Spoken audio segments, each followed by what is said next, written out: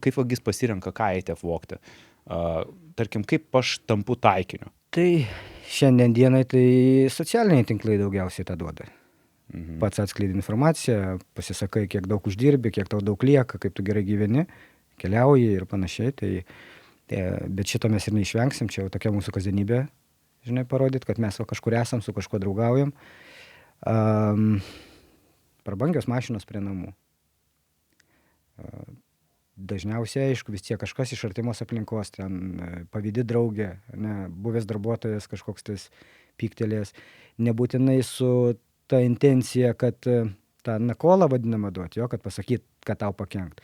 Bet tiesiog žmonės kalba, mėgsta baliuose pasakot apie tą, apie aną, nugirsta neteisingus ausis ir informacija pradeda eiti ten, kur jau tada tampi taikiniu. Gerai, o kaip vyksta sekimas? Žiūri visą tą tavo discipliną, kada nieko nėra namie, ar yra šunys, nėra šunų. Pasitikrint galima signalizaciją vakare. Jeigu nėra mašinų, tai galima aktyvuoti signalizaciją, pažiūrėti, kokia apsauga atvažiuoja. Taip, vakarinis apėjimas, tai kokios spynos, kokios durys. Toks pirmas, tai turbūt išorės išanalizavimas, kiek yra išorinių barjerų ir kokio sudėtingumo jie.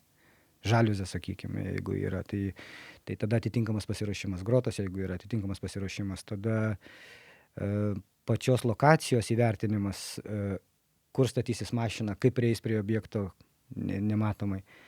Tai čia toks profesionalesnis labiau, jo. Dabar tie, kur pas mus rytiečiai labiau važiuoja ir vagia, tai jie dar mokosi ir daro klaidas, tas, kurias darydavo ir patys lietuviai važiuodami kažkuriais laikais į Vokietiją, į Skandinaviją, irgi tą patį dalyką daryti. Tai lietuviai jau dabar rado kitų uždarbio metodų ir visai kitaip viskas vyksta. O jie atvažiuoja pas mus, mato labai atvirą zoną, laisvę. O butus, pavyzdžiui, kai vagia, koks yra pats populiariausias laikas apvogti butą? Tai dienos laikas. Dienos laikas. Dienos darbo metas. Tai tikėtina mažiau kaimynų girdi? Niekas nereaguoja, visi vaikšto žmonės, viskas gerai. Tai ta maskuotė, naktinis plėšimas, tai yra, kada maskės, viskas užsidengta, o dienos metu tai su akinukais, su kažkokia skarele ir viskas gerai. Su darbinė apranga, žinai, irgi tas pats. Apsimeta Niekas į tave nereaguoja, jo. Ir tų eksperimentų daug tokių daryta, kur žmonės tiesiog įsileidžia tave. Net tas vagystės tokias, kaip ją vagystę padarysi, jeigu durys atidarytos. Jis įėjo, pasižiūrėjo, pasiėmė, ką reikia ir išėjo. O tu esi kada nors kalbėjęs su vagim, kuris, pavyzdžiui, iš to gyvena daug metų? Kaip jie patys kaip žmonės? Jų vertybė yra kenkti kitiems. Jie eina, kenkia kitiems, laužia jų namus, griauna jų namus, ten, kai ateini po vagystės į namus, taigi ten tragedija, ten yra kaip namus remontuoti reikia, ten realiai, chaosas, bardakas, nuplėštas, ten nežinau, baldai, viskas, žinai, tai vat jų darbas yra toksai, kenkti kitiems, vat kaip jie patys žmonės, tau teko bendrauti, kada sėdėti prie kavos ir šnekėtis? Jo, aš daug bendravęs su šitais žmonėm ir aš turėsiu pataisyti tave, jų nėra vertybė kenkti kitiem. Čia jų darbas uždirbti pinigus, žinai, pragyvenimas toksai ir jie ne visi yra tokie chaotiški, kurie tai padaryti, reiškia, viską išverst ar išdaužyti. Tas čia jau toks jau žemas lygis. Normalus vagis, tai jis ateis, peržiūrė, visos standartinės vietos pas žmonės namie yra aiškios, kur yra laikomi pinigai, kur visas vertybės ras, ten nereikia nieko vartyti ir nieko kuist. Policija gal kada daro kratą, tai ten biški kitaip vyksta. O vagis, tai jisai tvarkingai viską atidaro, pasiema, ką reikia ir išeina. Sustokim šitą vietą. Tu labai gerai pasakei. Visi žino klasikinės vietas, kur žmonės laiko pinigus. Klausyk, papasakok, ar yra namuose vietų, kur vagis nerastų ir, pavyzdžiui, kokios yra populiariausios vietos, kur žmonės laiko ir galvoja, kad jie jau čia labai protingai sugalvoja paslėpti, bet vagim čia yra tiesiog atvira korta. Tai saugiausiai tai ne namie, o vault, sakykime, seifų nuomose. Tas, kas jau tavo yra, svarbu, palikimas kažkoks, kur laikrodis kažkoks, kur tau tikrai brangu yra, draudimas neatlygins už tai. O pinigai kažkokie aukso dirbiniai, kas populiariausia, tai lovos spintelės po spintelėm, po lova, virtuvės visokiausiose prieskonių dėžutėse, kamerose, šaldiklio kameroj. Tai Dar iki šaldiklio kamerą, šitą aš girdėjau anksčiau darydavo, dar iki šiol žmonės taip daro. Nu, tokia, tai žinai, nusistovėjus tvarka, kažkas iš kartos į kartą. Perdoda. Jo, ir biški ten, nelaiko vienoj vietoj, bet vis tiek čia mes kalbam biški apie skirtingą vagystę. Yra, kada turim laiko kaip vagis ir greitai. Tai reiškia greitai, tai jeigu įbėgo į kotedžą kažkokį tai tada greičiausiai apeis visus stalčius, rankšluosčiai ten, kur rūbai, rankinės.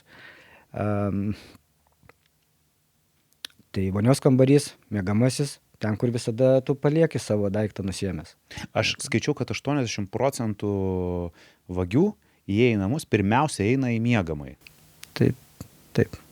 Tai reiškia, kad jeigu vagis turi mažai laiko ir mes laikytume savo daiktus nemiegamajame, jau mes galėtume išlošti, kad nebūtume taip stipriai apvogti. Nu, taip, tai žinai, čiagi saugiausia vieta. Miegamasis tokia, tavo aura. Atrodo, taip. Tai tenais ir nusisegi laikrodį, tenais papuošalus pasidedi arba vonios kambarį. Tai tada pirmiausia šitos vietos, viskas telpa į kišenes, tai pasiemi tuos. Ir tada jau pradeda ieškoti visur kitur, kur galėtų būti užkišta. Kur žmonės pinigus laiko? Nes pinigai, žinai, tai kupiūros, ten paveikslai, taip toliau, tokius dalykus tikrina, nežinau, televizoriaus rėmas koks nors tenai, nežinau, vazonai, bet nes jeigu tu viską, tai čia visus namus išdaužyti reikia, kad tuos pinigus rasti. Ir kitas klausimas, žmonės dar iki šiol laiko tokius pinigus namuose? Jo, pinigus laiko,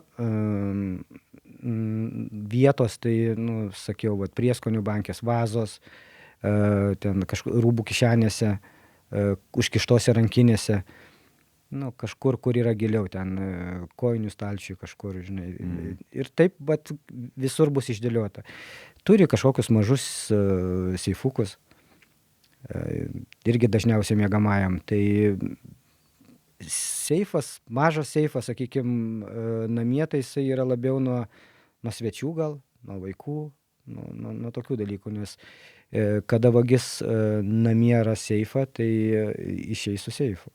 Aš visą laiką stebėdavausi tais mažais seifais namuose. Nes tą seifą pakeltą, jis kiek ten sveria? 20 kg, ne? Ten jis kapeiką sveria, tai jį pasiėmė, išsinešiai. O jeigu, tarkim, seifą namuose turėti, tai kaip tu rekomenduotum tą seifą turėti, kad jį būtų sunkiau pavogti arba neišsinešti? Nes, bute kokiam turėti seifą ganėtinai ir prabangu turėti didelį. Jo, tai ne visada dydis šito vietoje aktualus, nebent tiek turi, kad ten jau netelpa į mažą. Bet pritvirtintas, pakavotas, to pačioj spintoje, jeigu ten kokioj rūbų spintoje, sakykime, tai tada kuo giliau pritvirtintas prie 2 kraštinių, arba prie grindų ir prie 2 kraštinių. Tai tada bus daug triukšmo, bus sudėtinga išlupti. Aišku, nuostoliai atitinkamai bus didesni, nes tada jau ir sienos bus apgadintos, ir spinta taip pat išlaužyta, jau ten nereikės prieiti prie jo. Bet jeigu jis rimtai pritvirtintas ir kaukia signalizacija, laiko langas trumpas, tai nelabai ką ir padarys. Tai, žinai, tai geriausiai yra taip, kavot. Čia vėl nuo namų priklauso. Jeigu bute, taip, mes mažai turim tokių alternatyvų. Tada reikia jį arba spintoje, lovai, po lovą kažkur tais ir viskas. O jeigu namai, tai saugiausia vieta yra įleidinėti grindis arba į sieną.